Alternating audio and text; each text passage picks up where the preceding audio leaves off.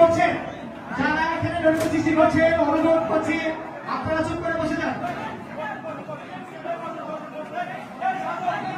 বারবার বলছিলাম তো ওটা লুকিয়ে